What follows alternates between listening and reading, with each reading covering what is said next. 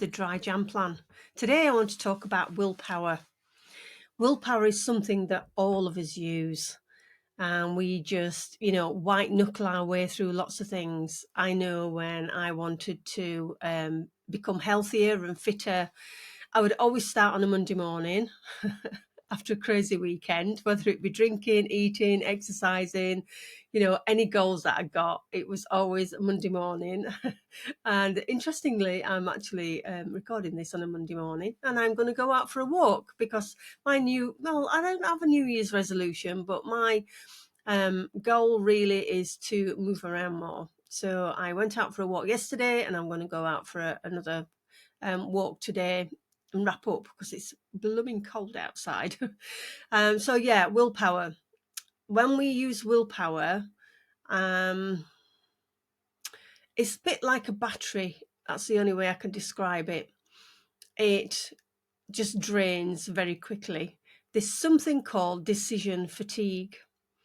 And what decision fatigue is from getting up in the morning, all of us have decisions to make. Unconsciously, we make decisions. We'll get up, we'll get out of bed, our brain will have already started of, what we've got to do during the day. We'll decide whether we're going to have a shower before breakfast, after breakfast. We'll decide what we're going to wear. We'll decide what we're going to have for breakfast. If you've got kiddies to get off to school, there's a ton of decisions to make around that. There's decisions to make of what maybe you're going to do when you first get to work, and our brain just starts, and it's got, our head is just full of all these things and decisions that we need to make unconsciously. So that's even before we get out the door. And then we get out the door, we go to work, or whether you're a stay-at-home, working from home person, or just a home mum, then we've got all those decisions during the daytime to make as well. So if you just sit and think of all the decisions that you make, it's just, even whether or not to just pop to the shops because you're getting low on milk or bread, or whether or not to ring that friend that you should have rang, or maybe or not you need to pop in on a neighbour, or, a decision to what you're going to do in the house if you're staying at home, and all the jobs that need doing. It's just crazy. And obviously going out to work, there's masses and masses and masses of decisions we're making unconsciously all the time. So what happens is when we get home from work, the decision fatigue kicks in because our brain has just been so crazy making all these unconscious decisions and conscious decisions too, that when it comes to having a drink, we just hit the sod it button and we just think, you know what, I'm just going to have a drink. I just can't even think straight. My head is all over the place. I've had a hectic day. It's just crazy. And we just make that snap decision just like that to pour a drink without even thinking about it. So that's where I want to really talk about willpower, because that is why at the end of the day, it's really hard to say no. Really hard to say no. So when you are feeling absolutely shattered and you've had a really busy day, the thing I would recommend is you start talking to yourself and you catch the thoughts around having a drink and really dig into what will happen if I have a drink.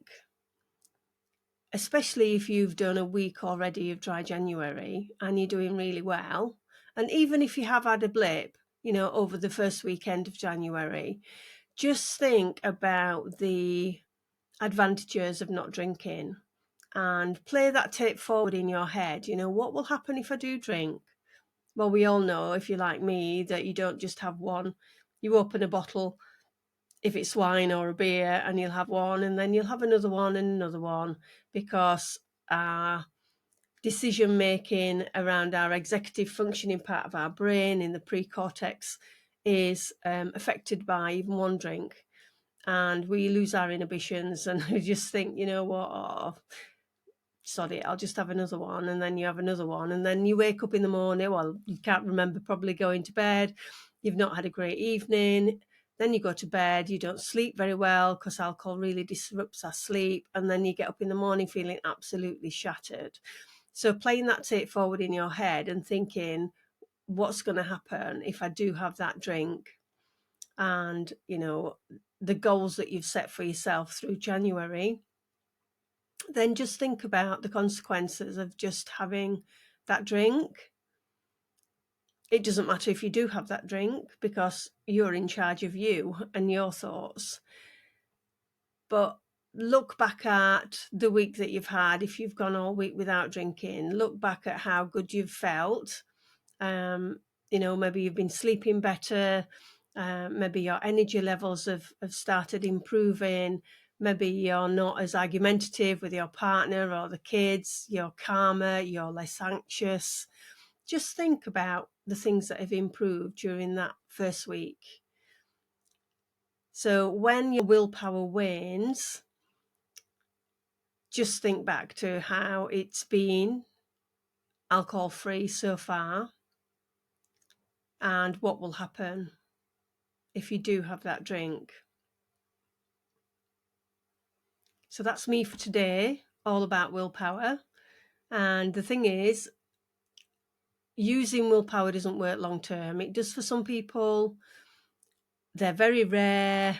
You often need accountability. You often need to have people around you to help, or be in a group where everybody's doing the same thing. Whereas listening to this podcast, if you are using willpower, what you're doing instead is gaining knowledge around how your mind works, how your body works, how alcohol impacts you. And you're gaining that knowledge, and that knowledge helps to rewire those thought patterns and neural pathways around your drinking habits. So the important thing is that you're listening to this podcast, and the important thing is that you are putting this knowledge into practice and rewiring your thought patterns, and that's where big changes happen. Rather than grinning and bearing it and white knuckling your whole way through January, learning about how you feel around alcohol and your drinking patterns, and why you act like you act around alcohol, and why you need that drink at the end of the day, and me challenging you to think differently. Willpower, I don't need your willpower anymore, because I've just rewired the way I think around my drinking patterns and made choices around alcohol. And you can do the same. It's not that difficult. It's just taking time out to sit and think about your goals around your drinking and where you want to be at the end of dry January, and what changes you want to make going. So I hope that was helpful, and I will see you again tomorrow. Take care. Bye-bye.